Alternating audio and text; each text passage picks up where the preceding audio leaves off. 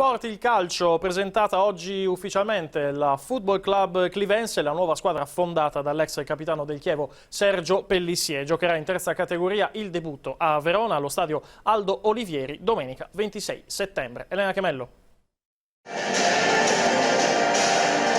Nel logo i colori sociali, bianco e blu, ma con un po' di giallo che affiora, un pallone vintage e l'immagine della diga. Si presenta così Clivense, la nuova società che ha per presidente Sergio Pellissier, che del Chievo, quello dei miracoli, è stato bandiera, oltre che goleador.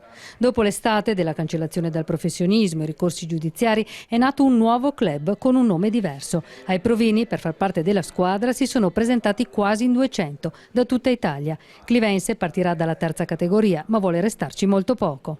La strada sarà relativamente lunga, mi auguro non al punto da fare tutta la trafila, però da quanto si è sentito, se ci sarà la possibilità il prossimo anno già di fare la D, comincia a essere qualcosa di interessante. Trasferire nella nuova squadra i valori che hanno fatto del Chievo un caso unico nel calcio italiano, questo l'impegno dell'ex capitano gialloblu. Io non avrei mai pensato di ottenere tutto quello che ho ottenuto nel calcio, ma l'ho fatto perché ho trovato una società che mi ha forgiato. Quello che ho guadagnato e ho capito nel calcio l'ho portato nella vita normale e questo mi piacerebbe poterlo trasformare e trasferire in questa nuova avventura. Molti dicono: ma chi ve l'ha fatto fare?